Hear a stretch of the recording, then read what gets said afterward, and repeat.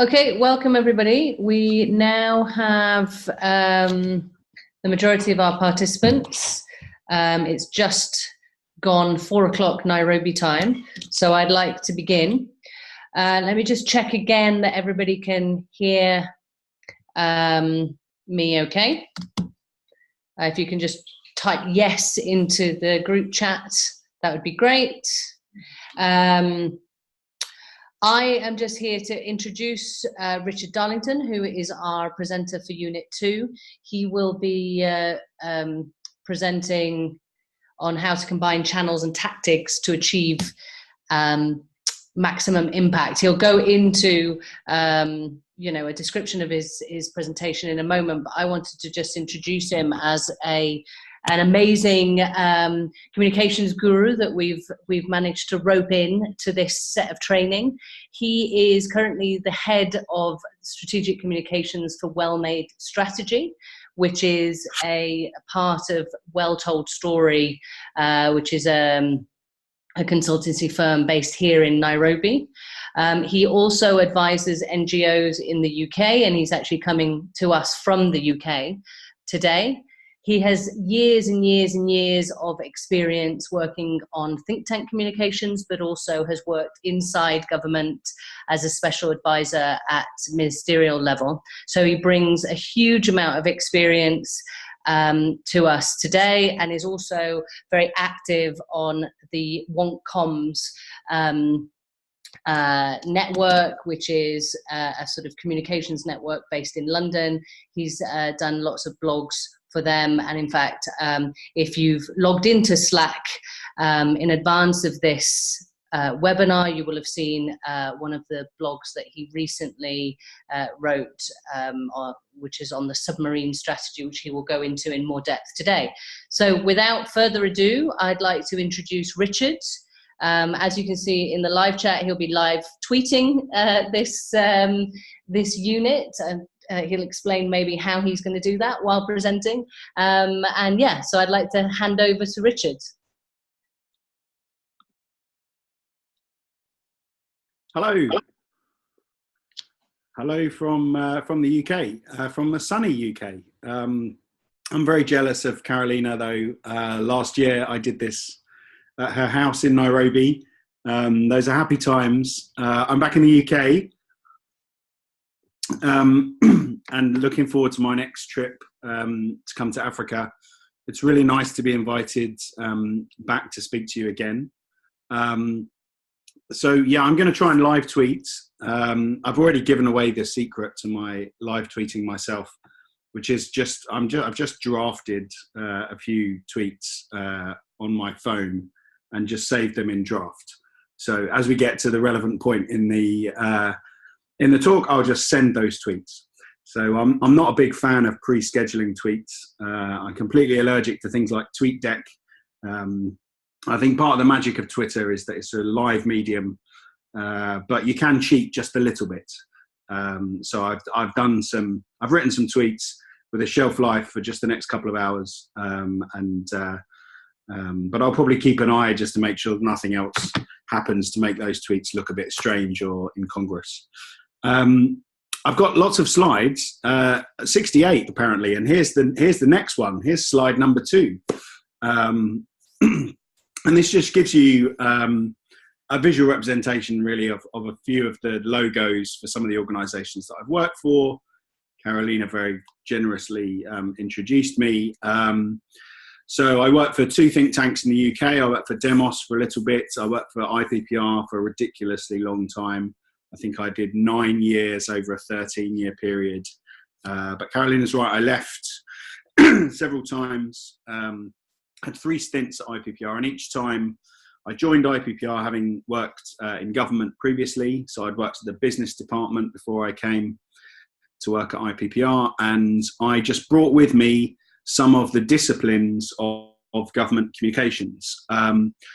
Not necessarily because I thought that they could transform the think tank sector, but just because I was a government press officer and I'd been taught to do media relations in a particular way, and the government in the UK is very good about being very structured and giving you sort of templates and formats and and precedent even to fit into. So I brought some of those structures to IPPR and helped them to win Think Tank of the Year 3 times, which was quite fun. And I guess sort of totally shaped my career. But I did get tempted back into government a few times. Worked on some general election campaigns, again, which was fascinating and really interesting, and helps you structure communications. There's in some ways, politics is really is a really pure form of strategic communications. The goalposts are very clear. You just have to get more votes than the other people standing. And it's very time bound as well. The election tends to happen on a particular day. You know that in advance. So you know where the goalposts are, you know how long you've got. It can be very fulfilling. I think other types of communication, sometimes the goalposts aren't very clear. Sometimes it's not clear what our deadlines are either. And then more recently, set up OneComms, and I've worked for Well Told Story and Well-Made Strategy. Here's some pictures of what that looks like. That's just me basically in capital cities, 9 different countries around Eastern and Southern Africa. If I had more French, I could work in more African countries, I think. But just looking at that screen, I can see Tanzania, Rwanda, Mozambique. Happy times, really interesting trips. That's basically me in the boardrooms of people's offices in capital cities, different development programs operating in different contexts. And what I'm doing is to help them to strategize. So one of the things I'll be arguing in Unit 2 is that the key thing about strategic communications is, yes, you need a strategy, but lots of people think that a communication strategy is a document. Many clients have come to me and asked me to write them a communication strategy. And although I could have done that, I've always said no. And I've always said, look, I will help you to create a communication strategy, because I think that the most important thing about a communication strategy is the strategizing that goes into it. And we're going to talk a bit later about what the elements that you need for a communication strategy. But for me, although you want to write it up, and although having a document is really important, the most important thing is the process of strategizing. So often in consultancy, this gets called capacity building, which maybe has a bit of a bad reputation. But I am a believer in that. I think if you're going to hire a consultant, you need to help them. You need to use them to help you strategize rather than just write you a document which is going to sit on a shelf and gather dust and not change anything. So I'm going to send my first pre-drafted tweet, which is to a blog post which is called Strategy as a Process, Not a Document. And we'll get into that a little bit later. I'll tell you a little bit about Well Told Story while I'm trying to find that tweet. The thing about Well Told Story is Well-Made Strategy is just one aspect of what they do. Their main work is actually as a media production company operating in Kenya and Tanzania. Some of the characters in the middle of this slide, these are characters from the comic book. The comic book's been going for almost 10 years now. It's a monthly comic book distributed to the 4 corners of Kenya. It's 2 or 3 years old in Tanzania. Focuses on 15 to 24-year-olds in those 2 countries, and works with a range of donors on all sorts of things that they want to speak to young people about. So it connects with a sort of donor youth agenda, but they have a principle called player first. And for them, the fans of the comic book, the fans of the weekly radio show, and the fans of the social media channels is what it's all about. So they use this principle called player first.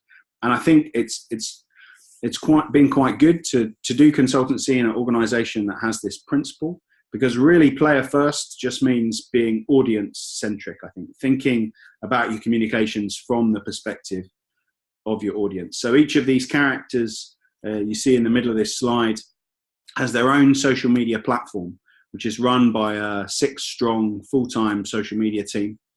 Those individuals get rotated through the platforms and through the characters, but they have a character Bible, so that one character would speak with a different tone of voice to another character. They speak to different segments of Kenyan and Tanzanian youth, because not all young people are the same. So they use different social media platforms, and they also use different characters, but they are always about player first, always audience centric in their communications. Let's skip on, and I think we're going to get an overview of the session today. So I'm conscious this is unit 2, and what are you doing? 9 units, 10 units? Carolina, just hold up your fingers to show me how many. We're doing 8 units. You unmuted yourself. I thought it'd be more fun if you would. 8 units. 8 units. Okay, and this is unit 2. So I sat in on unit 1 last year with you and Jeff, and I don't know if it's radically changed, but I think you covered audience segmentation and some targeting. And so this, I think, is the second of 2 strategy units at the beginning. Then in the middle of the course, you're going to really get into the nuts and bolts of podcasting and data and different types of channels. And then at the end, I might come back and talk to you a little bit about monitoring and evaluation. But this is the second unit, which is focused on strategy. One of the things we'll be looking at is how you combine, as Carolina says, different tactics and different channels. So the first point I'm going to talk about is this idea that when you're a hammer, everything looks like a nail. And that's very much, I think, what drives a lot of communications professionals. I will declare I was a press officer at the beginning of my career. I worked in a press office. I then moved jobs, worked in a different press office, another job, different press office. But I self-identified as a communications professional, as a press officer. And so what I did was media relations. So although the world changed and media changed and things like that, I was still doing communications in a particular way. I was a hammer. Every problem looked like a nail. And I had colleagues who were events officers, and they were doing the same thing. Their solution to every communications challenge was to put on an event. My solution to every communications challenge was to create media coverage, do media relations, create media coverage. That was media was the solution for everything. We'll talk about the submarine strategy, which is what I think is the sort of default strategy that think tanks and lots of other organizations end up using by default. So if you don't have a thought through strategy, you will almost certainly end up using submarine strategy. And many clients that I went to work with all around Africa, I would describe the submarine strategy, and people would say, yes, that's exactly what we do. That's what we've done for ages. It wasn't deliberate. That's just what you end up doing if you don't have a thought through strategy. We'll talk about the flip side to that, the solution. We'll talk about communications from the ground floor. And we'll talk about the ramp and the tail as a way to try and do communications differently and strategically. We'll talk about the orchestra approach, which is not my concept. I stole it, like most of my best ideas, but I stole this one from Enrique, who is the founder of On Think Tanks, and he's written a very good blog post about the orchestra approach. I'll tweet that a bit later. I'll also talk about the pyramid of engagement. You're going to see a picture of a pyramid. I'll just make a little sign. If anyone wants to put an emoji of a pyramid into the message box, I'll be super impressed with you. The pyramid of engagement is definitely my idea. I did not steal that from anyone. I came up with it when we did our first event at WantComms. And since then, I've seen lots of other people write blog posts about the pyramid of engagement. So I think that shows it resonates, I think. So I'm pretty proud that people have stolen that idea. Then I'll talk a little bit about how you're not the news. And when I say you, I don't actually mean you. I mean your organisation is not the news. And then finally, we'll just have a little tease, I think, for Unit 8. I think I'm doing Unit 8 on monitoring and evaluation. And just to give away the punchline of that, I'm much more interested in evaluation than in monitoring. Okay, let's get into it. That's what you've got coming up for the next 2 hours. Stay with us. Make a cup of coffee if you need to. Stay hydrated. And one thing I learned from Carolina last year is keep your blood sugar up. So I've got some leftover Easter egg chocolate that my 7-year-old daughter has left lying around the house. So I've raided that. So that's how I'm going to keep my blood sugar up. So when you're a hammer, everything looks like a nail. This is obviously this is a metaphor, but my point was, I was a hammer. Everything looked like a nail to me. I just went round bashing problems as a communications professional, as a press officer. Every problem our organisation had, I either thought we can get some media coverage to make this problem better, or we can solve this challenge through media coverage, and I'll do media relations. I'll talk to journalists. I'll create relationships with journalists, and I'll get media coverage because I'm a press officer. That's what I do, and that served me really well in my career until I hit this sort of ceiling, really.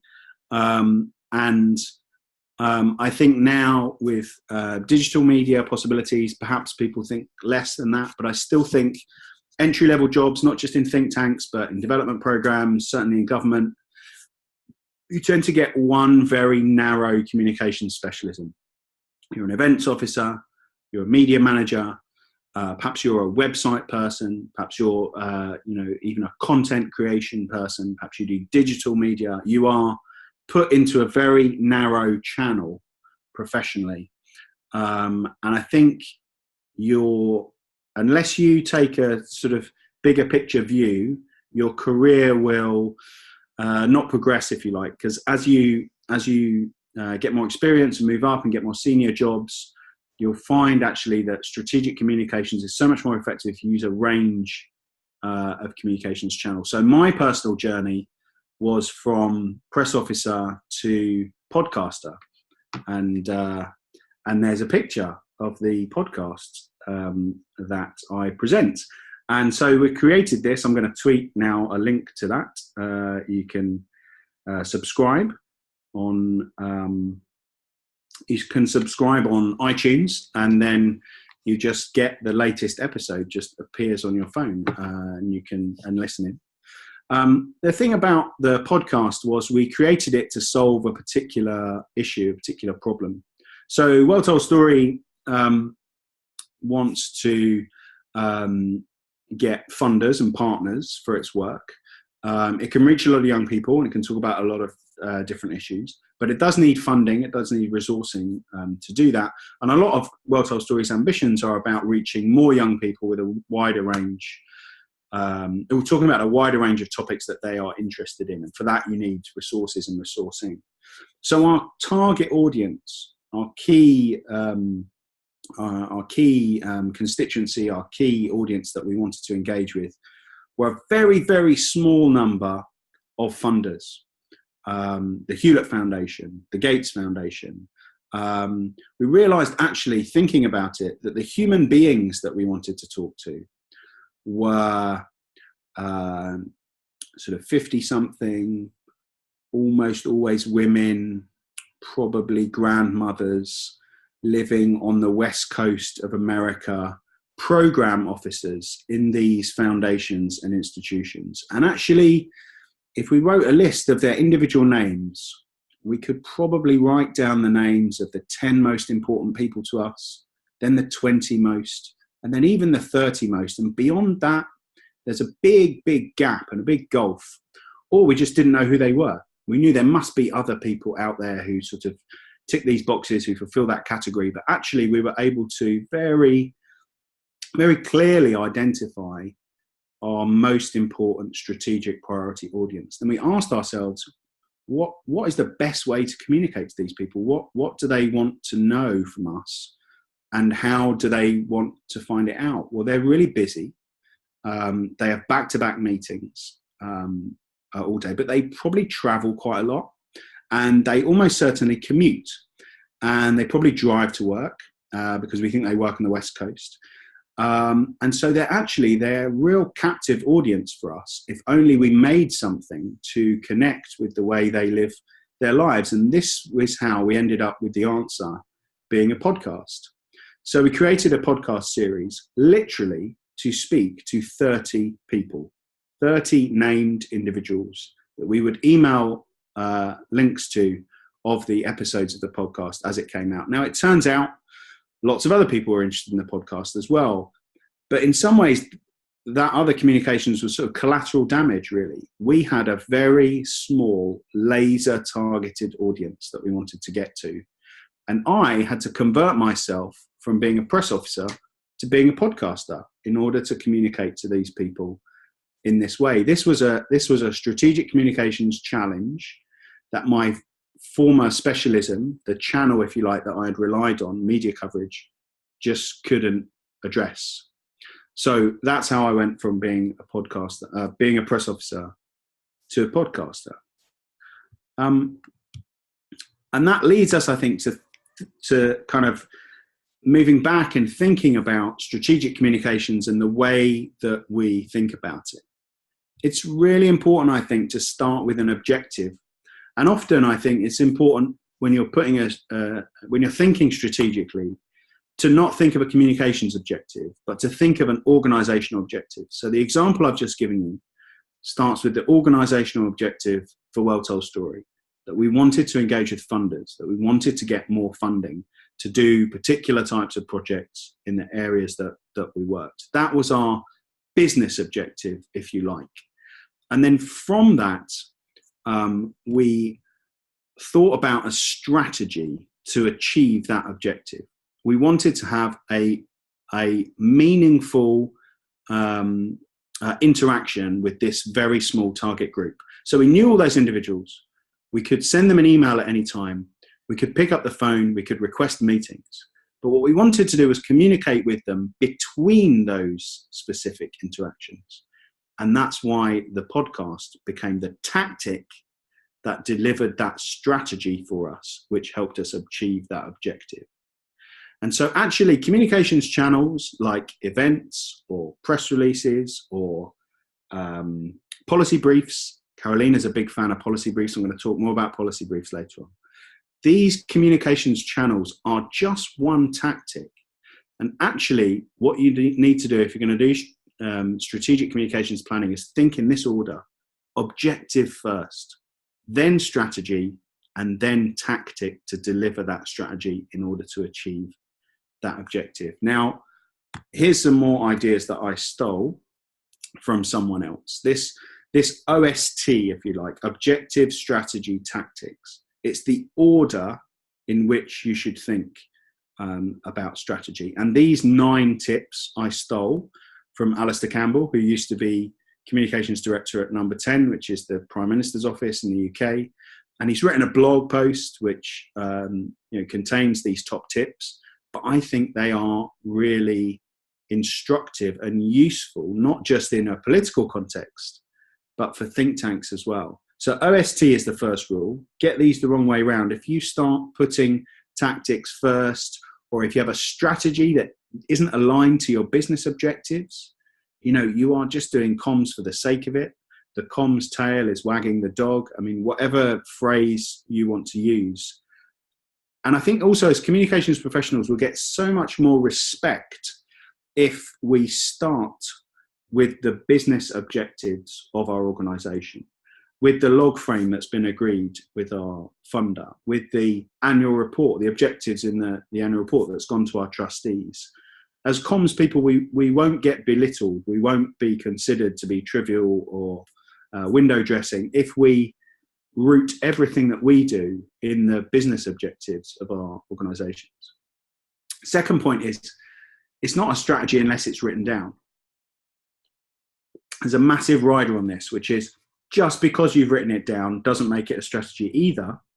But as I said, and if you get to read this blog post that I tweeted, I think the most important part of a strategy is the strategizing that goes into it. But you really should write up that process. You want to get buy-in, you want to consult people, you want to think things through, you want to get an action plan that has commitment of the people that's going to deliver it. But if you haven't written it down, it's really difficult to progress check. It's really difficult to see if you're on track. It's really difficult to bind people into something if it's not written down. And then he says, developing a strategy is about having arguments, not avoiding them. And again, I think this is really important. We brush a lot of things under the carpet. Day to day, we let a lot of things go. If you're going to develop a strategy, it's important to get those skeletons out of the closet, talk about the elephant in the room, have arguments. Actually strategizing, creating a safe space in which you can thrash an argument out and come to a conclusion, again, is a really, really important part of being strategic and strategizing to develop a strategy which is owned and shared by more than just the communications team or just the communications professionals. And this takes us to the next point. Strategy is a team game. It's no good if just the CEO is strategic, and it's no good if just one division or just one team of an organization is being strategic. Strategy is a team game, and it works best when everyone from the boardroom to reception supports it. I've done some really fun workshops around Africa, and one thing I work on is an elevator pitch. So often, we'll ask people who work for an organization, just give me an elevator pitch. So this idea that if you got into an elevator with a really senior stakeholder, with a minister, with the president, with someone really important, and you had as long as it took for the elevator to get from the ground floor to where you were getting off or where that minister was getting off, what would you say? How would you describe your organization and what you're trying to achieve just in that very short period of time? And the most interesting people to do this with is the receptionist, because actually the receptionists tend to be very good at this because they have very short and fleeting conversations with very important and senior people. So often the policy officers or the researchers find the elevator pitch very, very difficult, and the receptionist actually helps them to clarify their own thinking. So strategy is a team game. Good strategy is based on thorough analysis and understanding. I think, that's taken as read. I think hopefully people working in a think tank environment won't need to be persuaded that this is about analysis, understanding, and not just ideas and opinions. Good strategy is about action, not theory. I think this is really important. Every strategy should have an action plan at the end. But an action plan that doesn't have a strategy behind it is gonna suffer. But I think the reason for developing a strategy is because you want something to change. It's because you want to do something different, and that is about action. And then this one about business goals. I talked a bit about this at the beginning. Communications is a means to an end. The business goal is what matters. The organizational objective is what matters. Comms goals are just a way of getting those goalposts clear when it comes to your tactics about what you're going to try and deliver with comms. And the best strategies are consistent, but they're also flexible, can adapt and change. So let's talk about the submarine strategy, which I think is the strategy that a lot of organizations use even when they don't intend to. So let's see if this resonates with you. Imagine the submarine is a sort of metaphor for your organization, okay? And what happens to the submarines, it disappears in the ocean. This happened when I went to IPPR. People would say, oh, where's Joe? I haven't seen him for ages. Oh, he's doing his literature review. He's writing the first phase of his research project. He's been in the university library for months. He's literally disappeared. No one's seen him for ages. He's disappeared. And then one day, Joe comes back to the office and sort of emerges, blinking into the sun from the dark of the cave in which he has been hibernating. And he says, I've got it. I've written my literature review. I've got the first chapter of my report. And he's done all that thinking in secret and in silence.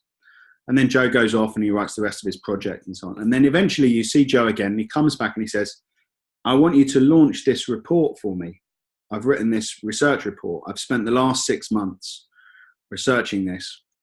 And now I want you to launch this report. So he's got in a submarine. He's taken it down to the bottom of the ocean. It's been submerged. It's been hidden away. And then he's saying, I want us to pop up now. I want us to pop right up to the top of the surface of the ocean. And I want you to publish this 100-page report with 20 recommendations and all this information. And I want people to be able to just gobble it all up and then totally change the way they do a particular area of policy. And then after the launch event, he goes and works on another project. And again, the submarine goes down. So many organizations operate like this, that they are invisible for ages. And then they pop up and they say, here's a load of information, a ton of thinking that we've done. And now we want you to gobble all that information up, change the way you think about something, completely change policy, do something completely different. And then we'll go away and you won't hear from us again for ages and ages. When we'll repeat the process, come back again, pop up in the submarine, give you all this information, disappear again. And this just coming up to the surface for a short period of time, disappearing for long periods of time, coming up again, very short period of time, disappear again. It's really hard for stakeholders, policymakers, target audiences to engage with an organization that operates like this, because you've done all this thinking when you're at the bottom of the ocean. You've gone step by step. You've dealt with all these things. And then you're asking us to do it all in an instant when you pop up to the surface. So what's how are we going to get around this? Well, don't worry, I've got some ideas, but that is a common problem, I think, for organizations. And maybe we should pause at this point and just see if that resonates with anyone. See if anyone has had that experience of working in an organization that operates like a submarine. Go in the chat box, take yourself off mute.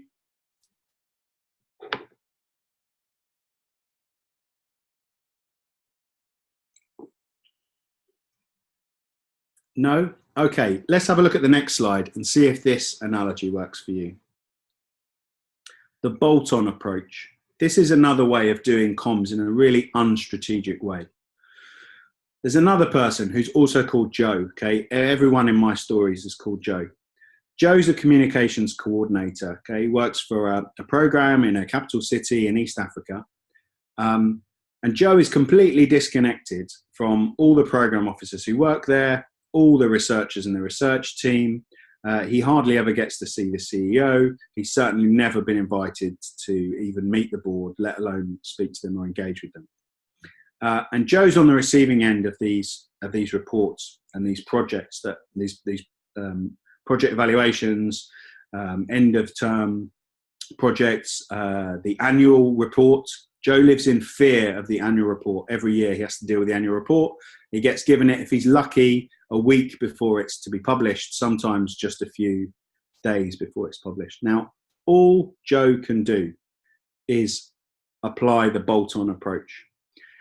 Imagine Joe was working in a car factory that made these incredible cars, okay? Joe is standing at the end of the production line with a bolt gun, just bolting on a mudguard to the car at the end of the production. That is the metaphor for what he's doing. He gets no time to work on it. He's not respected by his colleagues. He doesn't get to engage with the project as it goes along. He doesn't see the big picture. He isn't in those strategy meetings. He's engaged by the board or by the leadership.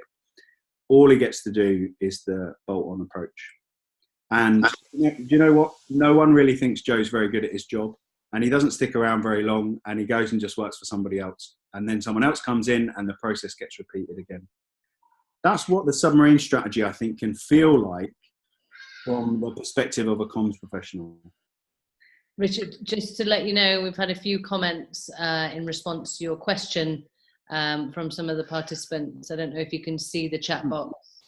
with Reuben saying on the submarine strategy, yes and no, my organisation stays afloat on some issues, submarines on others. And then we've got a question that's come in. I don't know if you can see that on the chat box. Yeah. Do you have a recommendation for how to exert agency within this strategy? Yeah. So this issue about or this point Reuben's made about so on some issues you're able to maintain that constant profile, but on other issues you're disappearing. I think when we come a little bit later and we look at communications grid, you're going to find that a communications grid is a really helpful tool to help you identify when the organisation is going dark, as it were, in the using a sort of submarine strategy. The question about agency, I mean, I think it's really good for communications teams to be in the lead, or certainly play a really key role in developing a strategy. But I think it's also important to sort of bring your colleagues with you. In some ways, what you want is to get everybody on board with the strategy. In some ways, it's more important to get a strategy that is agreed and that has buy-in from across an organisation than necessarily to exert your own influence or prejudge the process of strategizing. Great, we're getting lots of comments now. Let's move on and let me show you some of the antidotes, if you like, to these problems. So at IPPR, we often talked about communications from the ground floor. So trying to get in on the ground floor of a project and think through the objectives and the strategy in order to get really, really good communication. So again, this is another metaphor. And so if we have a look at the next slide, you'll see it's the metaphor of a lift, of an elevator ride. Most think tanks are very project-based. You know, there are different projects running at different times, but there's a project cycle. So there's a very clear, defined sort of beginning. But often communications is only ever considered at the end when it comes to launching things. And I would advocate trying to get communications in at the ground floor, at the very beginning of a project, at the planning and the defining of objectives phase. Then I think obviously there's going to be a sort of process of designing research. And again, I think it's really good to have communications teams involved in that. I'll give examples of surveys or questionnaires. If researchers are the only ones who consider what questions to ask in a questionnaire, you often won't get the data that could really unlock the project and make it high profile, or make it interesting, or make it really resonant. Actually, by having communications people in with researchers or policy people in a discussion about what questions you're going to ask if you're going to do a survey, can really generate much better data when it comes to it later on. Conducting research as well. I think communicating while conducting research can be really, really helpful. So that example I gave of Joe doing the literature review, disappearing, what we did at IPPR was we got all of our researchers to live tweet their literature reviews, to literally post on social media as they were doing their literature review. So as they were finding research papers they wanted to cite, or arguments they wanted to use in their research reports, we would get them to do that using social media in public. And what happens then is that the peer review process begins right at the start of the project. It doesn't happen, again, just in a few days, just before the launch of the paper. If you do your research out in the open, you will find other experts in these areas are able to have a dialogue with you and say, well, you know, that is a very interesting report that you've cited there, but did you know that there's some later data or later study which, you know, conflicts with this, or, you know, changes that recommendation or makes that conclusion look different? Actually, by getting the researchers to show the process of research, to show that surveys are being conducted, you start to warm up a constituency, connect with an audience before you've finalised your research. And that's why trailing research is really important as well. Trying to warm up an audience so that it creates a sense of expectation and anticipation around a big piece of policy or research evidence. Launches, we're very good at communicating at launches, but what do we do afterwards? There's an opportunity, for example, to merchandise coverage. So the launch report or the day of the launch, you may get media coverage, but you can send that media coverage out through social media. You can put that media coverage into emails which go to participants who are at the event, or maybe even people who couldn't come to the event. You wanted them to be there, but they couldn't make it. There's an opportunity to communicate with people afterwards. And then reheating research as well. Just because you did a piece of research a few years ago, it's still the most relevant and the newest piece of research in that area. It's not brand new now, but it's still relevant. So when a debate comes alive again, when an issue is rethought, perhaps parliamentarians or ministers start to reconsider this topic, as long as your research is still fresh, it doesn't have to be brand new. And that's why reheating research can be really useful. Or repeating research. Sometimes you'll do research and the environment just isn't right. The politics aren't right. The policy environment just isn't ready for the kind of change that you're advocating. So sometimes you just need to update your research. You don't necessarily need brand new recommendations, but just to refresh something so that you can get into a policy window when something's being reconsidered again. And then obviously using your monitoring and evaluation, but also claiming influence, I think is really important. So I talked about how at IPPR we managed to win Think Tank of the Year 3 times. The thing about leading think tanks or influential think tanks is they claim their influence. They don't just have an impact or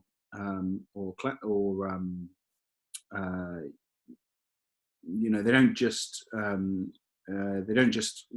create successes or impact and then move on, but they try and remind people. Or leading think tanks will often be more influential in future because they have a track record of what they've achieved in the past. So it's important to communicate about your achievements for your reputation and your brand as well. I wanted to show you a sort of visual representation of the submarine strategy. If you can imagine that line at the bottom, I think last year when we did this, I might even have just hand drawn this picture with Carolina in her office in Nairobi. And now we've got a proper graphic for it. But imagine the organisation just kind of bombing along at the bottom, completely submerged. And then for the launch, you shoot up to the top, but then very rapidly again, you're back down to the bottom. Well, the next slide shows you this idea of a ramp and tail, this concept for trying to smooth out these peaks. So I'm not suggesting you shouldn't launch research. I don't think that's reasonable. But I do think you can do something to build a sense of anticipation up towards that peak moment of publishing research and having a launch event. And I think you can also do something, so I call that a ramp. I think you can also do something about having a tail, smoothing communications off from that peak moment. So contacting participants after the event, contacting people who didn't make it to the event, providing additional information, trying to provide information to tease, to whet the appetite, to warm up, to create a sense of anticipation, but then also providing other bits of information, more detail, perhaps more colour, other ways of communicating on the sort of other end or the other side of a peak moment. Then this is the grid tool that I talked about, and I think this will help with that question that we had in the comment box. I've always used communications grids because I was taught to use them when I was a government press officer, but I think they are fantastically useful for think tanks and research organisations because they give you a visual representation of time and space. So you can see here that each column is a week in a given month. So we have a month on a page, and this one is slightly constructed. It's not real, but it's supposed to be sort of illustrative, if you like. It's the week of January, 4 weeks in January, and then a fifth column at the end for things that are to be confirmed. So things you know are going to happen in January, but you're not exactly sure which week. And then down the left, just some examples of some themes that a development program might be working on. This one is a financial inclusion program. And so you can see that where the outputs are going to land in terms of by time in the column, but also by theme on the left. And I think, Carolina, we're gonna have a poll at this point, right? We're gonna ask a question to our participants. We are. Here's the first question from the poll. When will our submarine submerge? So in other words, when are we going back down to the bottom of the ocean and not saying much? Week 1, week 2, week 3, or week 4? If you can vote as quickly as you can.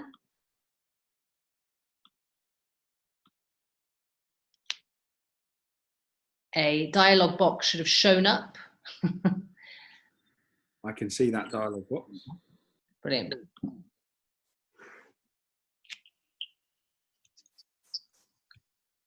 Okay, you've got 4, 3, 2, 1 second left. And we're going to end the poll. Oh, got some last minute changes. Okay, I'm ending the poll.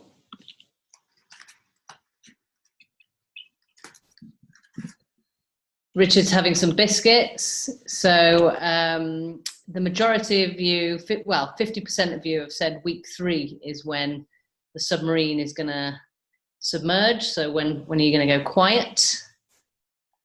Of course, you're absolutely right. You're absolutely right. And the reason you've all got that right is because the grid provides you with that visual representation. So you can literally see that blank. So as a adaptive management tool, the grid is really helpful because you can see the problem coming and you can therefore make changes and adapt. Let's try our second question. I know you're all going to get this right now. Okay, so go to the second poll. Zoom to it now.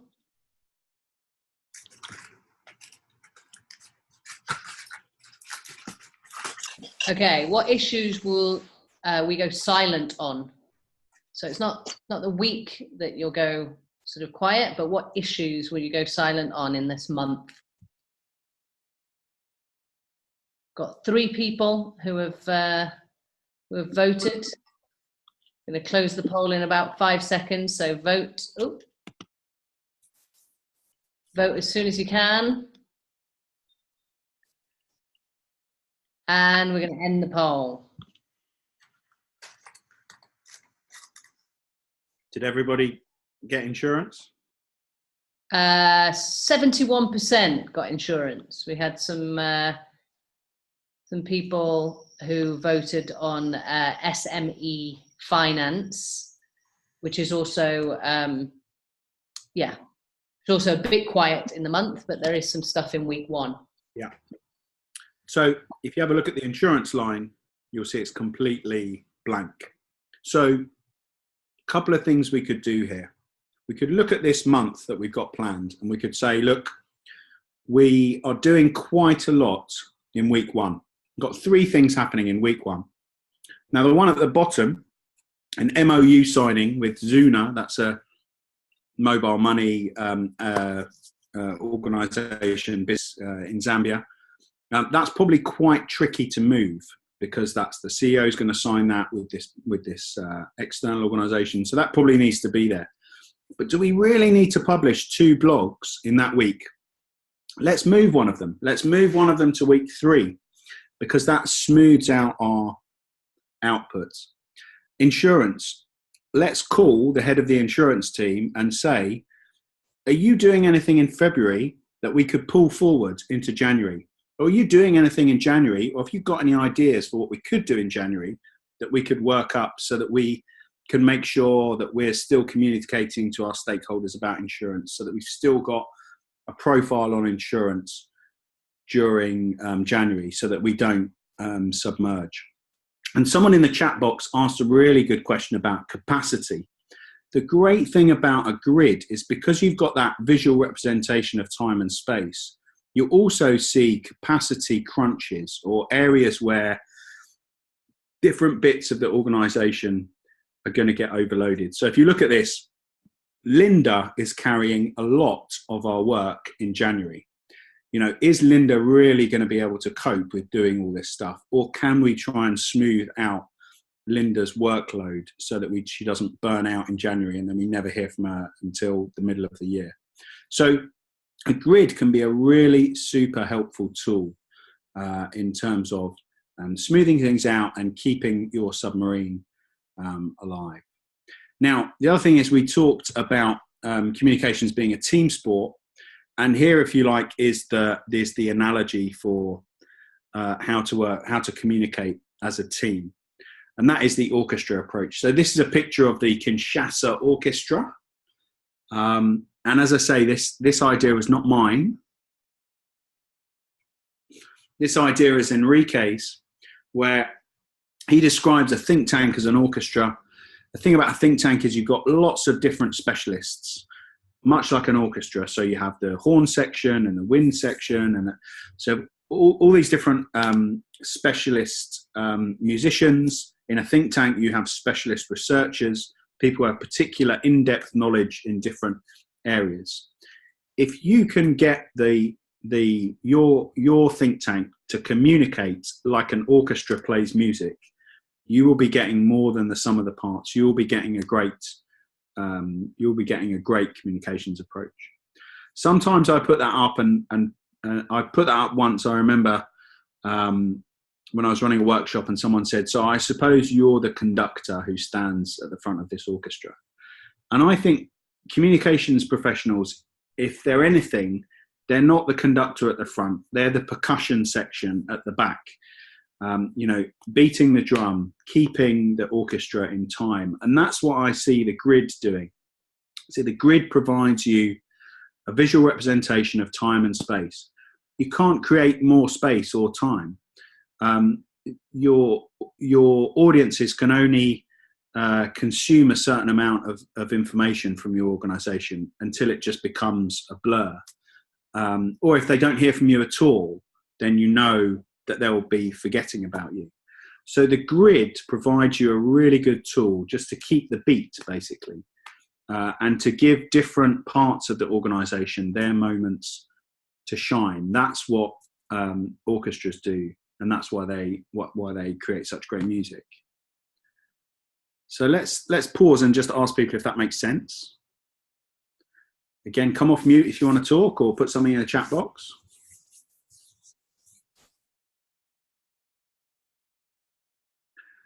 Maybe I'll answer this question about traffic periods while you're thinking about that.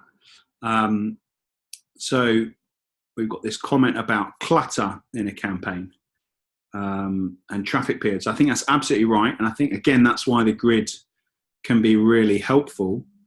I often do a month on a page, and I would always have the next 3 months in my grid for the next 3 months. But often I'll have a rolling document, which might be 6 months.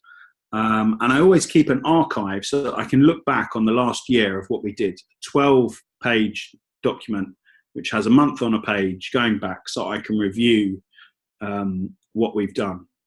It's always 1 page for each month. But there are some rhythms to the year. So Christmas and New Year has a very different rhythm. January and December as months are they're just structurally different, especially working in Kenya. If you want to do anything after the first week in December, forget it. Everybody is on holidays. Christmas definitely starts second week in December, and people won't come back until possibly the second week in January. Easter weekend in the UK, again, is really sort of structural. That 4-day weekend with Good Friday and Easter Monday makes a massive difference to the news cycle here in the UK.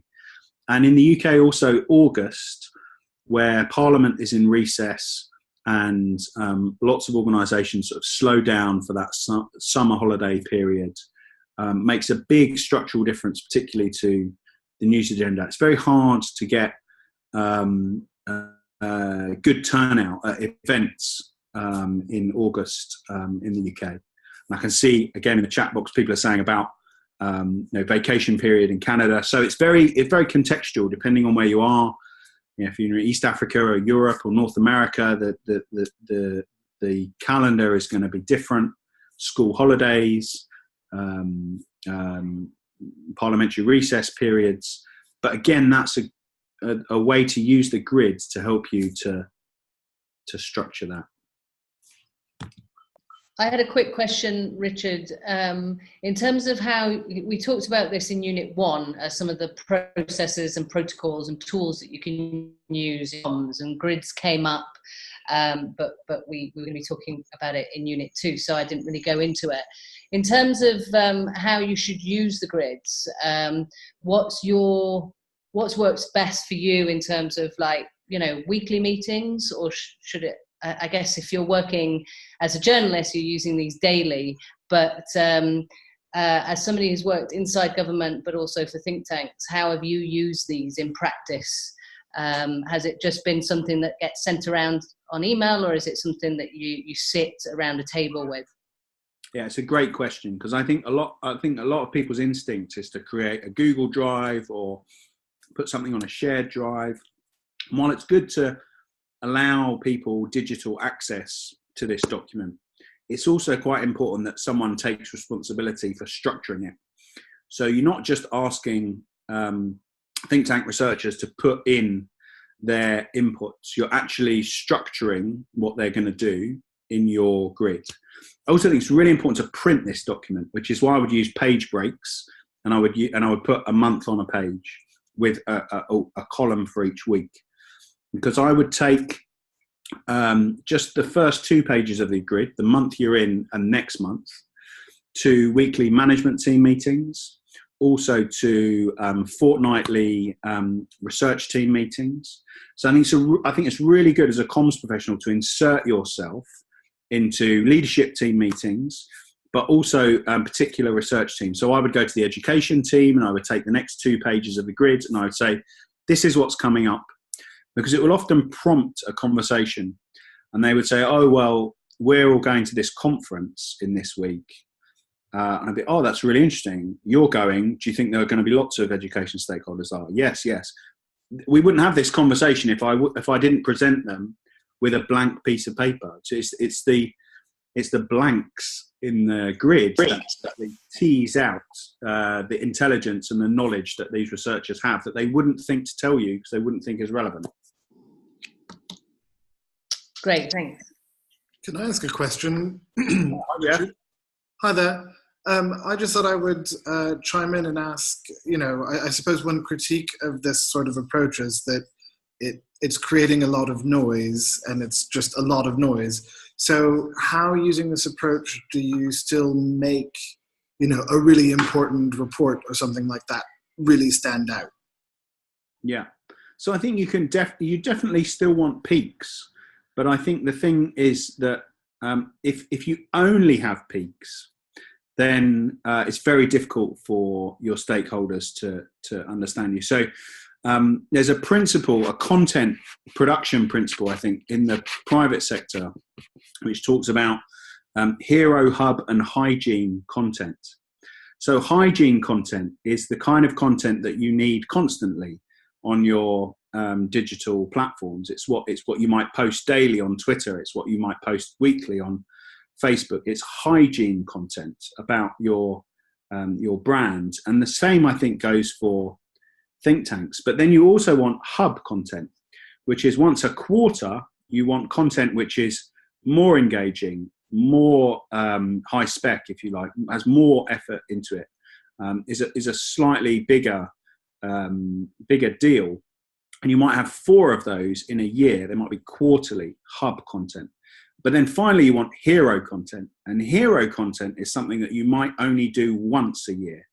So that might be your flagship research report. And in some ways, if you don't have hygiene and hub content, no one will know that the hero content is hero content, if you see what I mean. So having something that you only do once in a year, it's a bit like having an annual reception or an annual lecture. By signaling this is something that we're only going to do at this level, with this level of sort of premium, if you like, once a year, that's what marks it out.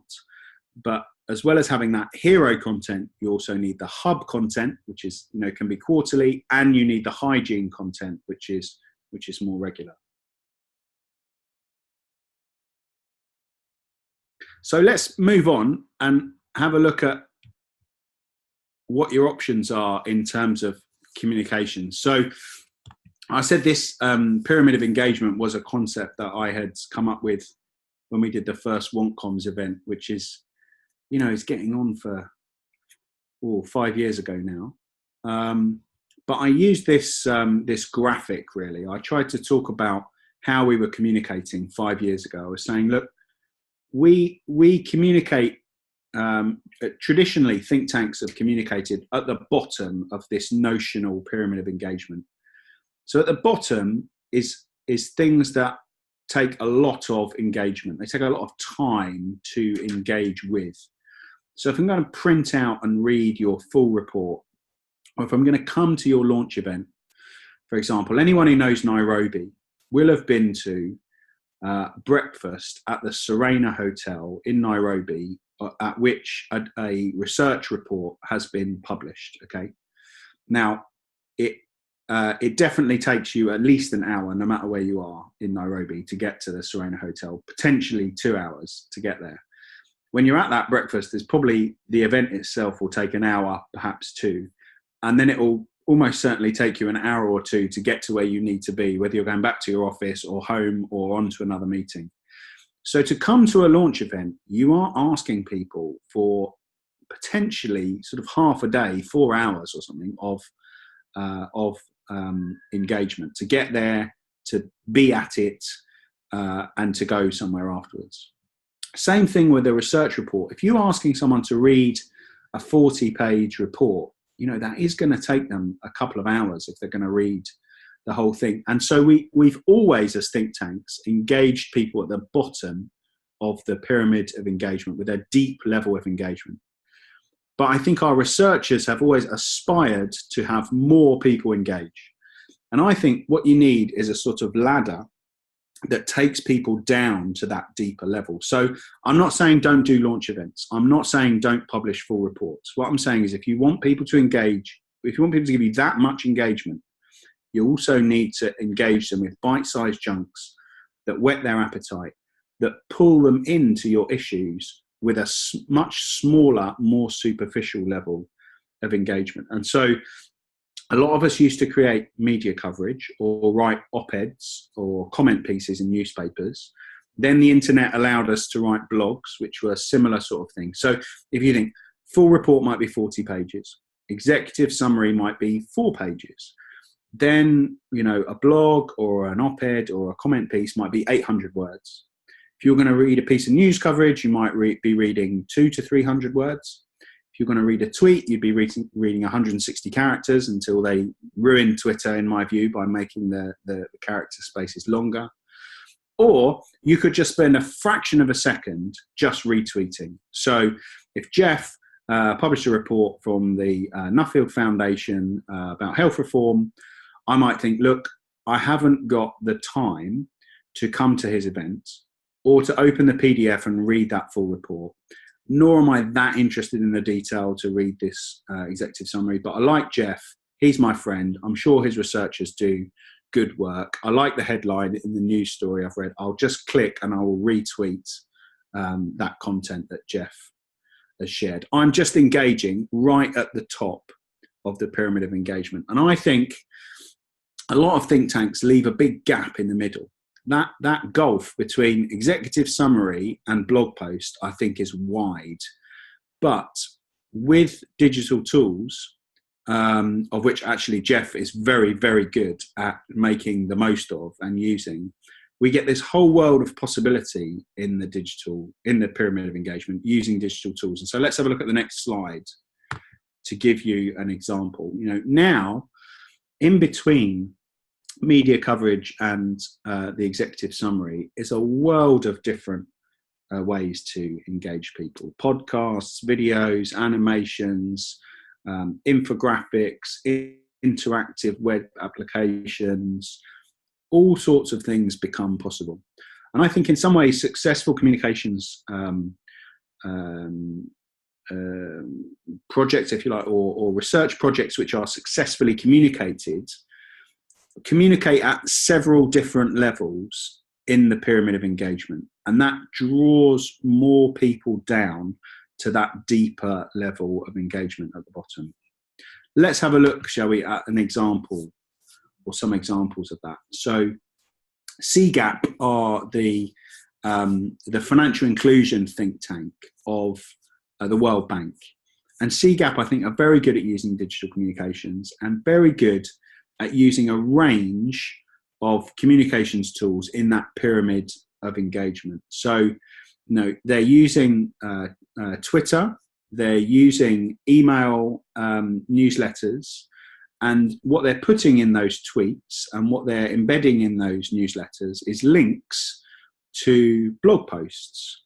So you have the channel on the left of the Twitter handle or the email newsletter, and then on the right you have the examples of the blog posts that they're using as content for those channels. But those blog posts are in turn based on research reports that CGAP are publishing.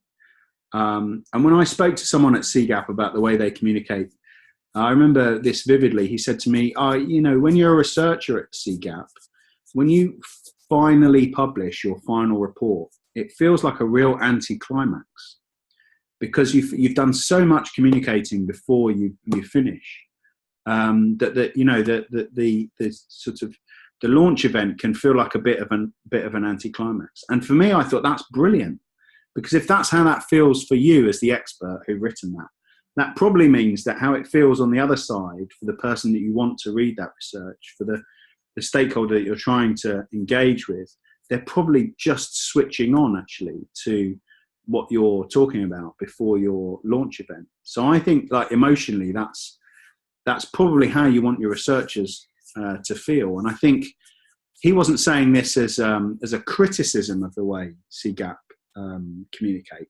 Rather, he was saying, that's how it feels to us, but we can see the logic, we can understand why, it can feel like that. And here's an example of a client that I worked with, FSD Africa, Financial Sector Deepening Africa. And I said to them, look, your CGAP are major players in your field of financial inclusion, and they're using this strategy. You can use it too. There's nothing that they're doing that you can't replicate. So we set up a Twitter handle for them. We created an email newsletter, and we got them to write blog posts about the research reports that they were publishing. And then they started to see that they got more engagement, and they got more people down the pyramid of engagement, more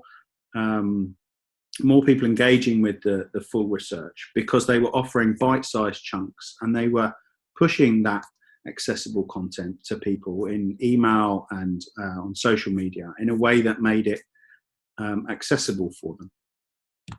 Here's some more examples on the next slide of some other types of accessible content. So far I've shown you sort of text-based, blogs, email, social media. But email and social media can also be used to distribute content that isn't text-based. So here are some videos from the CGAP website, some interviews that they've done with authors and experts in different areas of the work they've done. And again, here's FSD Zambia, another client of mine, where I've said, look, you can replicate this. So rather than doing video interviews, they've done audio recordings just on smartphones, edited them on their laptops, put them on SoundCloud, and now they have both a podcast series, but also they have some accessible audio content, as well as that deeper level of engagement with the full research report from those authors. Next slide shows you what we did at IPPR. We created animations. So again, as well as the big, heavy, in-depth, robust research reports, we also made animations to try and make accessible the arguments for the policies that we were advocating in those reports. Just a few minutes each to try and get some of the key messages across. So this was not taking an executive summary and turning it into a video, but rather developing an animation which sort of put across the main message of a research program. And so I'll show you an example of one of these a little bit later, but I just want to pause and talk about strategy, because what I've just done is shown you what's possible, and I want you to be excited about that.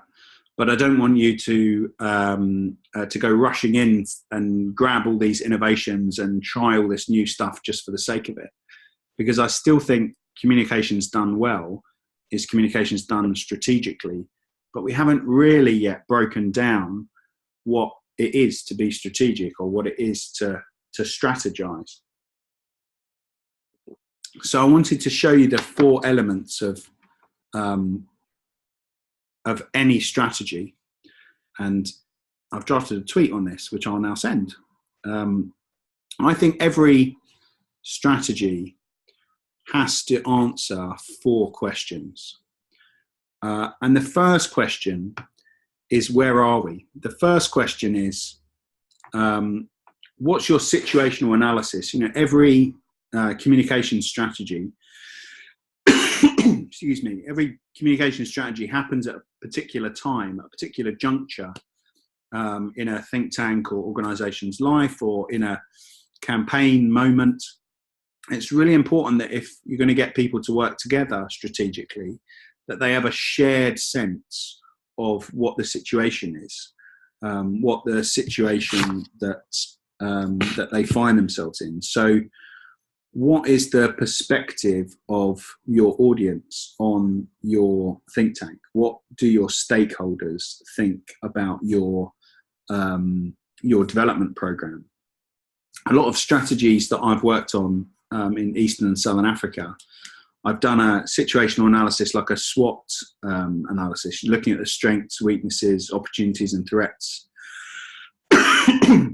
asking stakeholders what they think of the organisation, and also asking the staff at every level what they think of the organisation. And actually, CEOs find the situational analysis really enlightening, because sometimes I think they sort of have fears about how people might see the organisation, but they sort of suppress those.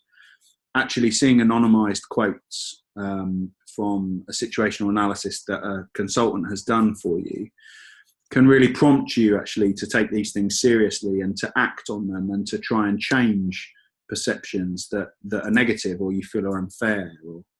So actually having a situational analysis at the beginning, I think, is key. But of course, you also need objectives, because as we said earlier on, strategy is about action, not about theory. But you need to know what you're trying to achieve. So the next question I think it needs to answer is, where do we want to be? If this is where we are, where do we want to get to?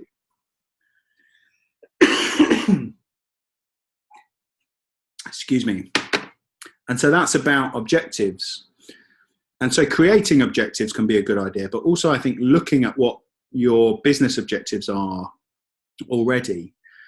So if you're a donor program, you're very unlikely to have funding without some kind of grant agreement. And in that will be objectives or a log frame or particular targets. So there are some objectives which you can set, but there are other objectives which you have to deliver. And so actually having those objectives as part of your strategy, I think, are really important. And then the how, if you like, the kind of the strategy of a strategy document. How will we get there? If this is where we are in our situational analysis, and this is where we want to be in terms of our objectives, how do we get from here to there? What are the things that are going to move us? And almost every strategy requires communications, because almost every reform, almost every move from here to there requires changing people's minds, changing the way policymakers think about a particular issue, changing the way that a research community responds to a particular type of data, or changing the way that development actors approach a particular problem. I think all good think tanks are in the business of changing the world, and actually communication, changing the world without communicating, I think it's almost entirely impossible, because so much of that is about changing the way particular people think. And then finally, how will we know we've arrived? So this can feel like the boring bit of a strategy, but I do think it's quite important. And it's not necessarily the last word on monitoring and evaluation, or measurement, results measurement, or anything like that, but having some sense of what are our metrics, how are we going to calibrate this, what does success look like, we often say in London. Having that defined can be useful, and it doesn't have to be quantitative, it doesn't have to be a set of numbers. And I think it's really important that it's not outputs that you count, but outcomes that you measure. And we'll talk more about this, I think, in unit 8.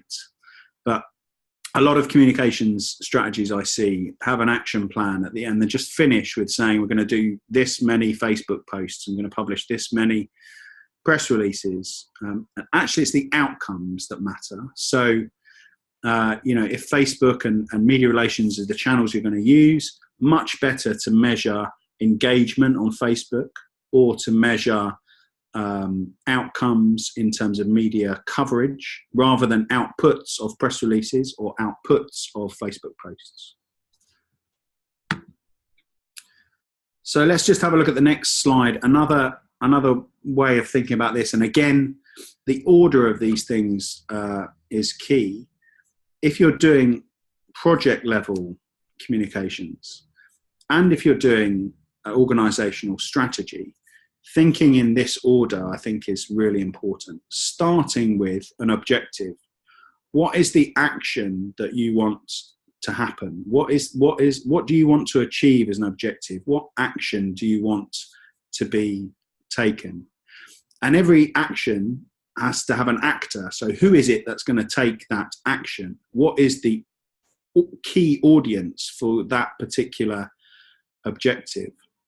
And then what is the message or the ask that you want to get to that audience?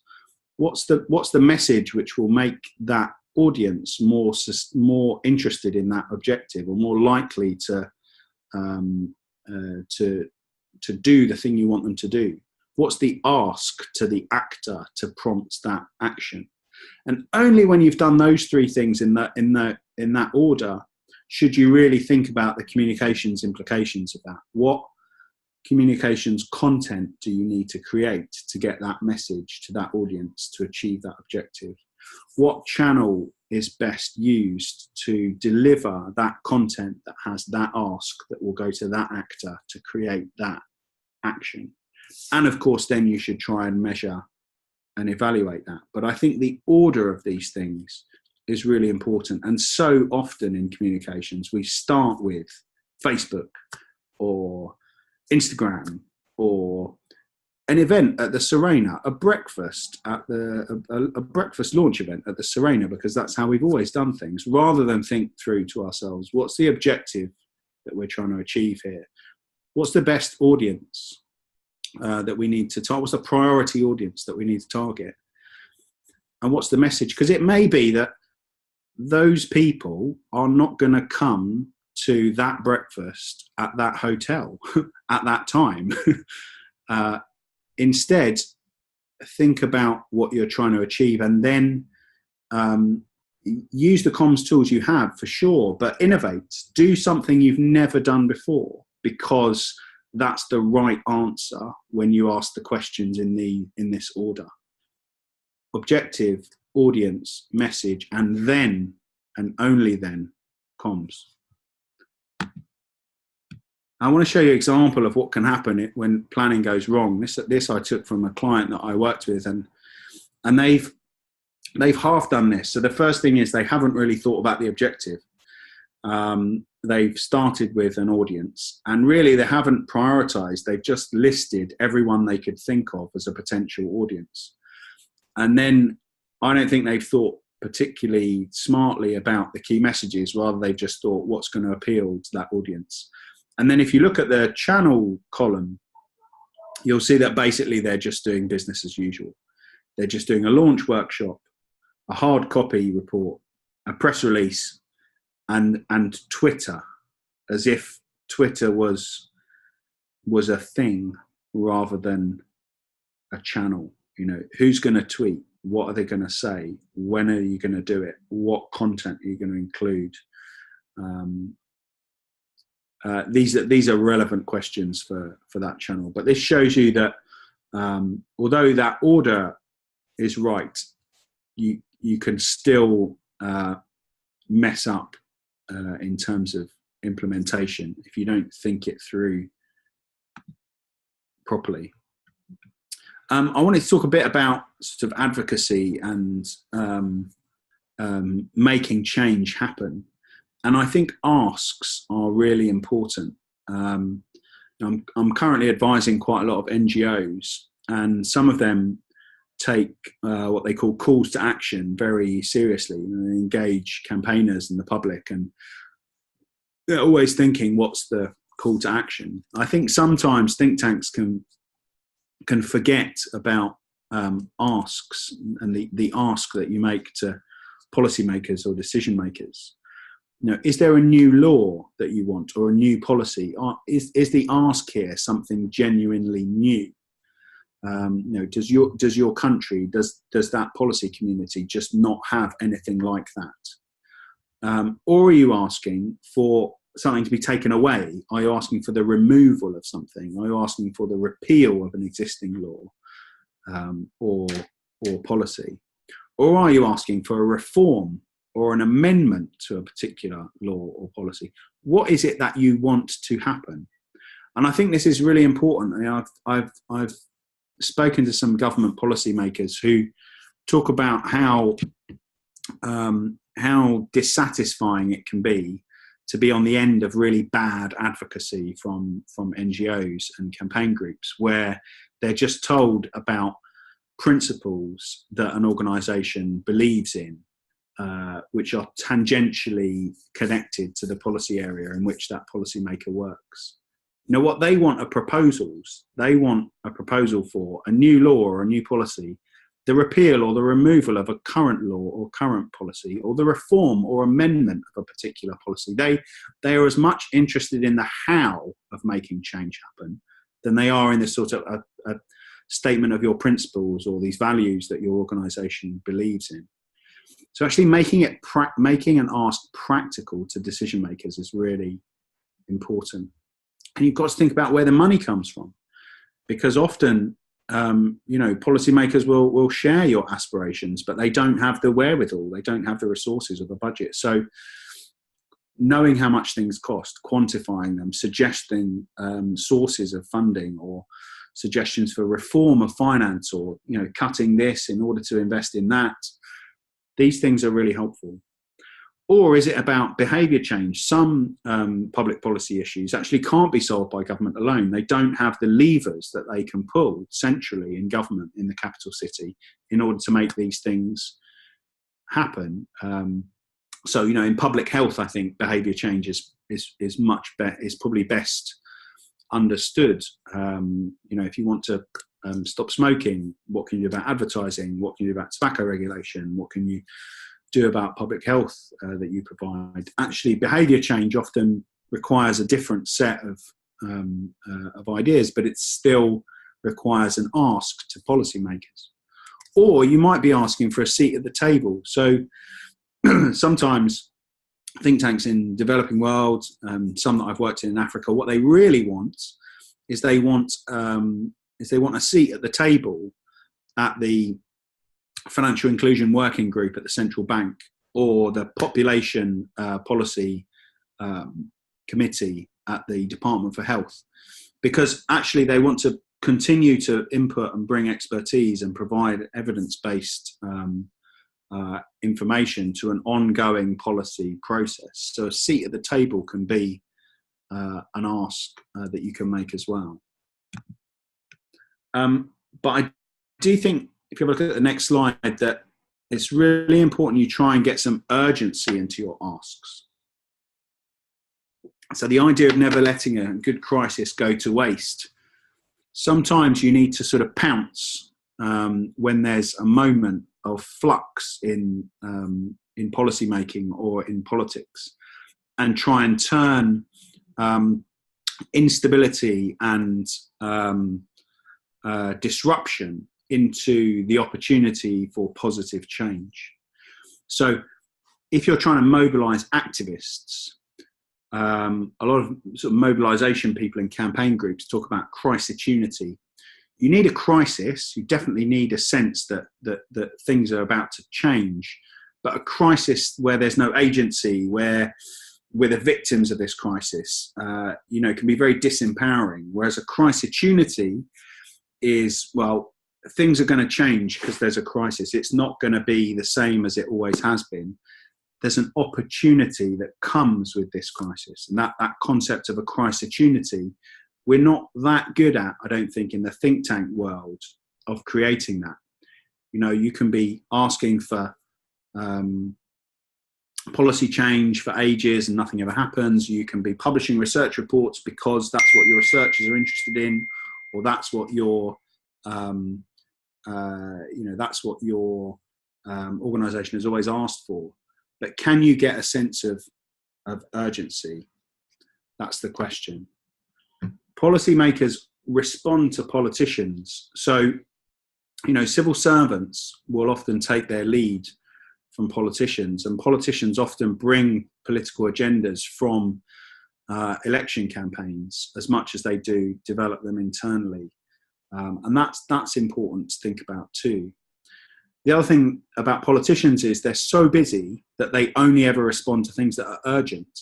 So sometimes think tanks can prosper if they create policy crises. So by providing a stream of shocking information about a particular issue. For example, in the UK, mental health is a topic which was not 5-10 years ago at all on the radar of health policymakers, but now is, partly because a mental health crisis has been created by a constant stream of data and information about this hidden problem in the health sector.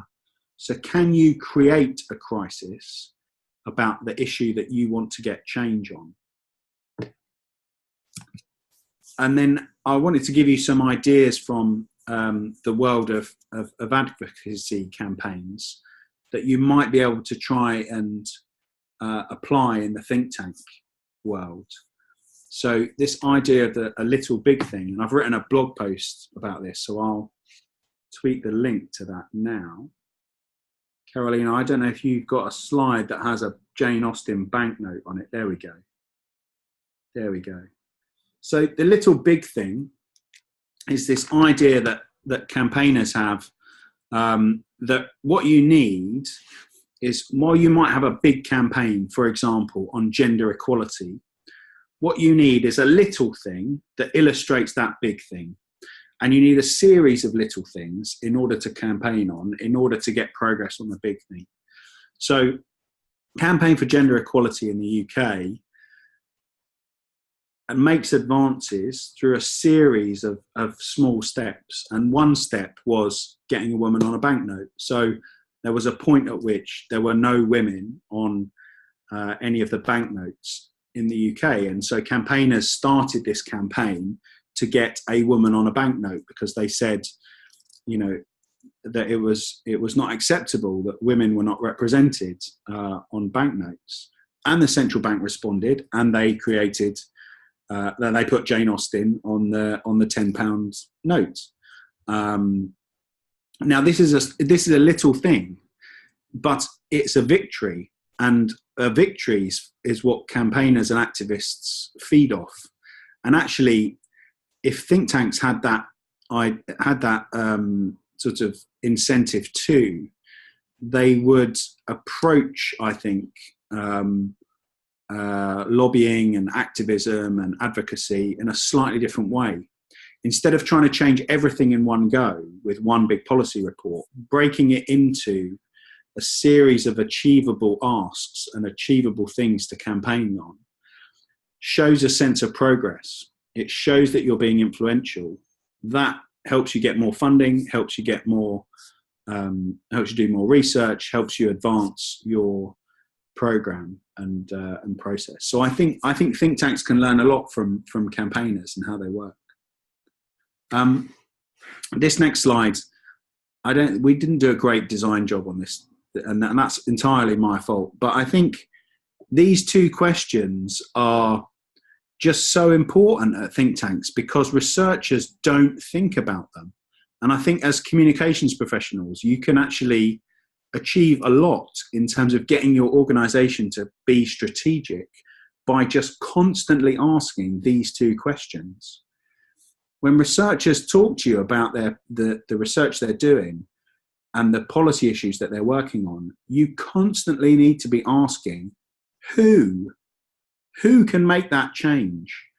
Who are you targeting at? Who matters most in this debate? Who can do something about this? And then asking what? What can they do? What would it take? What would it cost? How do we get from here to there is a what question.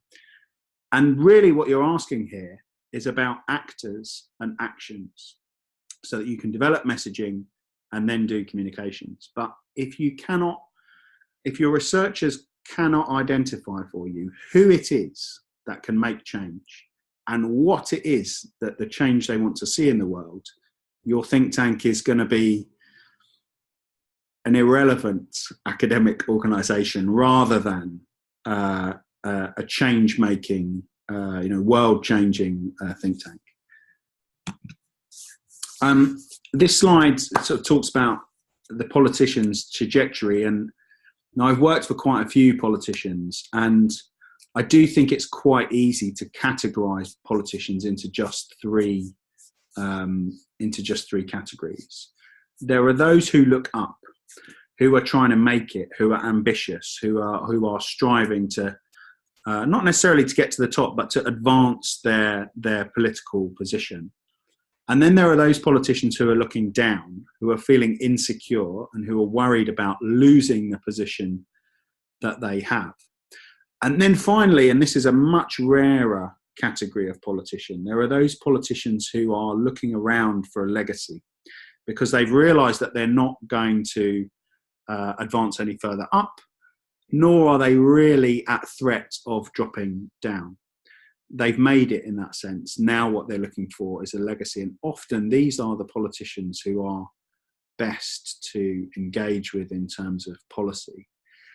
Now, if you can engage with the first type of politician to show that this policy agenda or this change that you're advocating can help them make it, can help them advance, or if you can scare a politician who is worried, who is looking down, who is concerned about their legacy, who thinks that another politician is going to take their place, to say this policy change can help you secure your position.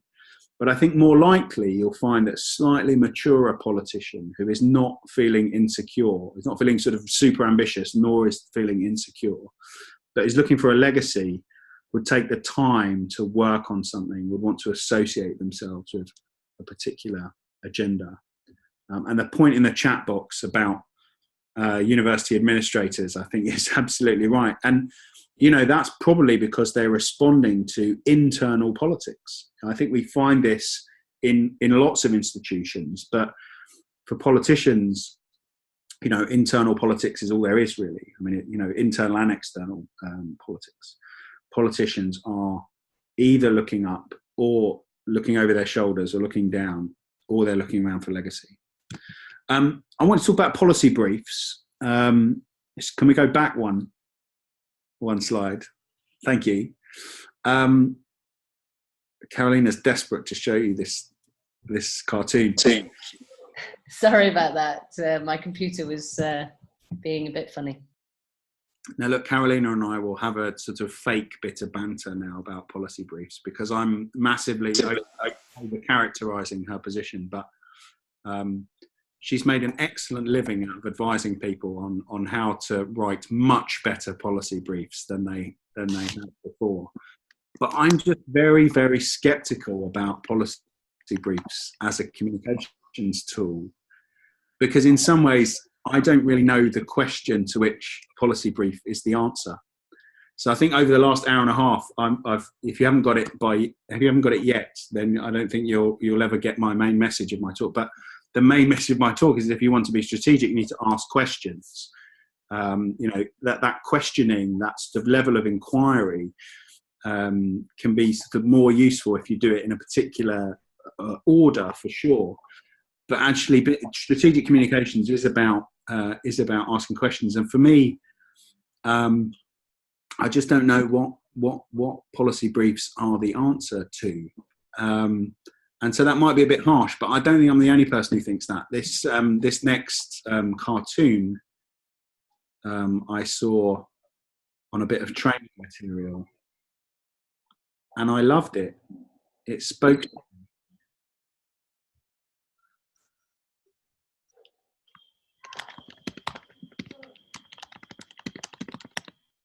And I wanted to illustrate this with a particular example. You know, I think there's a time and a place for everything. And I'll tell you when I think the worst time and worst place for a policy brief that I ever saw was on this next picture, which is a picture of a swimming pool with policy briefs floating on the top of the swimming pool. This is a swimming pool in Lusaka, in the capital of Zambia, where I had been at an all-day conference, and at the end of the conference was a cocktail reception, which was being held outside of the meeting rooms next to the hotel swimming pool. And I turned up, needed a drink by the end of this long day, and the organisers had put out a table, and they had some pop stands, and they had stacks of these policy briefs that they were trying to give people as they were coming into the cocktail reception. And, you know, none of us wanted a policy brief. We wanted a drink, and we wanted to talk to the people that we'd been at the conference with. And at this point, a gust of wind picked up these policy briefs and just scattered them across the lawn and then into the swimming pool next to the cocktail reception. And for me, this is a beautiful visual metaphor for the pointlessness of a policy brief at cocktail reception, because it's just not the right communications content or channel to achieve anything in this context. So yeah, I'll tweet a link now to a blog post that I've written, which is called Policy Briefs in the Swimming Pool, which is all about that. I wasn't sabotaging your little bit, your anti-policy brief bit, but the sound cut in and out there just at the beginning of your rant. So hopefully people got the majority of that, but just to make sure that people didn't think I did that on purpose. So I think now's probably not the time for Carolina's defence of policy briefs, but perhaps in later units of you'll get one. And to be fair, she's absolutely right that the difference between a good policy brief and a bad policy brief is a big, big difference. I just think there are other better ways to communicate. This next slide gives you maybe a sense of where I'm coming from. Okay, and I'm particularly interested in advertising, and the work I'm doing in London at the moment is getting more and more into bought media and promoted social media posts, and, for want of a better word, advertising. And in some ways, I think advertising is some of the purest communications that there is. And a key principle in advertising is that you have to communicate on both a rational and emotional level. And yet in think tanks, we are so hardwired and programmed to communicate on only a rational level. And in some ways, campaigners and NGOs get a bit of a bad reputation for only communicating on an emotional level. And I do think the sweet spot is to communicate on both a rational and emotional level at the same time. And the advertising industry knows this really well and does it relentlessly. So here you have a picture of a razor. And, I might go to the shop and I might buy this razor, and I'd come home and I'd see my wife and I'd say, I bought a new razor. And she'd say, how much have you spent on this razor? And I said, well, yeah, it was a bit more expensive than the razor I would normally buy, but it has 3 blades and it's really efficient and it will shave my skin really smooth. And, so I'm giving her this rational reason for why I've bought the razor with 3 blades, which is really efficient. But actually I bought it because it's blue. Now, I have an emotional connection to this razor. That's why I've made this purchase. And it's only actually by having both the rational and the emotional proposition at the same time that they can sell their products. And if you start looking at advertising now with this lens on, you will see the emotional and the rational proposition in advertising go hand in hand constantly. And what we tend not to do in think tanks is provide both a rational and emotional proposition. We're very good with the rational, but politicians and politics responds to emotion as well. And so by having the two together, by having both the evidence of why this is the smart thing to do and an emotional proposition about why this is the morally right thing to do, having those two things together can make your arguments much more powerful. This next picture is a strange one. I took this in Bangladesh, and it's of my former boss, who's bottom left. Douglas Alexander was Secretary of State for Development at the time.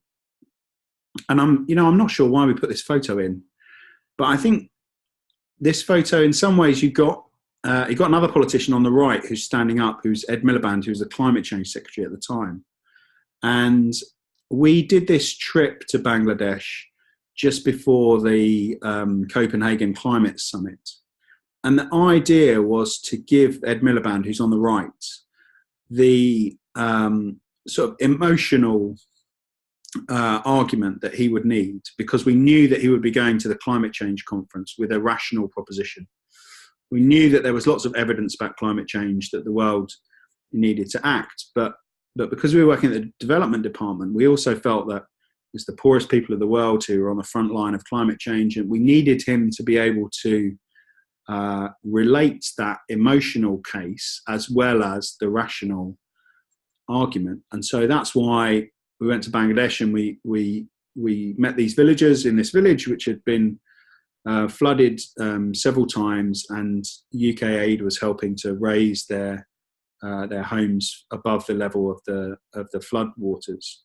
And so for me, that trip was just the right communications channel, if you like, or the right thing to achieve that objective, so that he could go to the climate change conference and not just deliver facts and figures for why politicians should make commitments and should take action, but that also he would have a story of a real family that he had met and what it meant to them. And I do love the picture of Douglas and the little boy at the bottom, because for me, here you've got two human beings really who have so little in common with one another. You know, one is cabinet minister in the 5th richest country in the world. The other one is a small boy in a village in Bangladesh. But I think the emotional connection that they have with one another is just sort of just from their pure common humanity, really, that they're able, even though they don't have any language in common, they're able to sort of play a game of give and take and sort of connect just with their common humanity. Anyway, let's skip on. I think I'm running a bit late. So we've talked about press officer to podcaster, so I won't go over that too much more. Jeff, I think, is the expert on this. Beyond the PDF, we do a lot of publishing of reports through PDFs, but I think WantComms has been really innovative, and there's quite a few blog posts. I'll tweet one of these. I haven't got it pre-prepared, but I'll tweet one from Joe, who's written a great blog post about on-page publishing and publishing research reports on page, so that search engines can find our research, and so that people can engage with our research in a way that is not just linear. This is something that the King's Fund published, and I just think it's a much better, more innovative way of publishing research reports. I'm looking at time, so I think I might skip that question and just take you through a couple of case studies. So one is for FSD Africa, who I work with in Nairobi. They work across Africa, and we worked on a research report. And then the other one is from IPPR, the think tank I worked in London, and that's on a sort of flagship project called the Condition of Britain. And I think both of these projects are sort of case studies of good strategic communications, and they use the principles that I've talked about in the first part of this talk. So let's rattle through them. First thing about FSD is, you know, this was a traditional research project with a 100-page research report. So in many ways, the challenge is we've got the bottom of the pyramid of engagement. How do we make this resonate? The worry here is that this is just going to be a classic submarine strategy where they pop up to the surface, 100-page research report, and it doesn't get any resonance at all. So the next slide, you'll see the first thing we did was try and spread this out. So instead of just having that one peak of a final report, we tried to have a 6-month communications dissemination plan for this research. And so you'll see the different points at which we tried to communicate, but what we're doing is ramp and tail through that peak. Next slide shows how we tried to create a pyramid of engagement. So we had the 100-page report at the bottom, but we also tried to create lots of different digital outputs to communicate with different audiences, to try and create bite-sized chunks and get that ladder down to the deep part of the pyramid of engagement. Show you some examples of that. So we created an infographic which was very much for an industry audience. And then we created another infographic which was very much for a donor audience. They're particularly interested in fragile and conflict-affected states. And then we created infographics which was for a general audience, where we used the continent and the cost of sending money to different countries as an example. Try and get people interested in the fact that, you know, it costs twice as much to send money to Tanzania as it does to Kenya, even though these countries are right next door to one another. Next one shows you this country level audience. So here's an example for trying to engage an audience in Zambia. We show the cost of sending money to Zambia, how many people live in the UK who are of Zambian descent, and also how much money is being sent every year in remittances. And we did a series of these for every country that we were communicating in. In terms of impact, we got lots of media hits. But we did that with completely different media strategies in each different local market. So country by country media relations, not one global launch, but 5, 6 different strategies in different countries. We also managed to get a great BBC radio slot. We got invitations to conferences that we hadn't targeted and we'd never spoken at before. Really good engagement with donors through social media, which I'll show you some examples of in a minute. And therefore, invitations again to meetings and follow-ups with industry and regulators that they hadn't had before, and a quote from policymaker, select committee chair in the UK. So next slide shows you that engagement with the head of DFID Zimbabwe and South Africa. She actually retweeted a tweet from the corporate handle FSD Africa. And in the next slide, you'll see that she actually cropped one of the infographics to make her own infographic, which highlighted Zimbabwe and South Africa. Now, she's obviously based in Johannesburg but covers Zimbabwe from Johannesburg. So she's interested in those 2 countries, which we wouldn't logically have put together, but she's put them together herself. So actually creating modular digital content that people could interact with, and then having the head of a country, the DFID country office do that, shows a real strong level of engagement. So this person is ripe for a follow-up meeting, and whereas would almost certainly have ignored an invitation to a launch event at a hotel for breakfast. IPPR project, this is the condition of Britain. This project helped me win Think Tank of the Year for a 3rd time. The hat trick at IPPR, that's all our awards in that picture. So yes, it was good research for sure, but I think it was also very well communicated. The next slide shows you some of the quotes we generated in the media. I'm particularly proud of that one at the bottom from the Daily Telegraph. Not so much a think tank study as a Magna Carta for social democracy in the 21st century. I mean, that is a great thing to have a journalist write about your research in any newspaper. In the Daily Telegraph for IPPR, that was gold, really. And I think all the more impressive the fact that she had not even seen the final research report when she wrote that. And that is because our strategy was a continual engagement with politicians and journalists. But we had an objective. We actually targeted trying to win Think Tank of the Year with this research. So it wasn't the reason that we did the research project, but knowing that that was in our research program, the comms team looked at that and said, yes, this is the best vehicle we have to try and win Think Tank of the Year this year. We really feel like this year could be our year. Let's make the most of this and let's try and win it. So that was our objective. And then our strategy was continual engagement with politicians and journalists. And then we had a range of tactics that we applied to execute that. If you have a look at the next slide, shows you again, big report, roadshow. This is our version of the pyramid of engagement, lots of different types of communications output. Next slide shows you videos.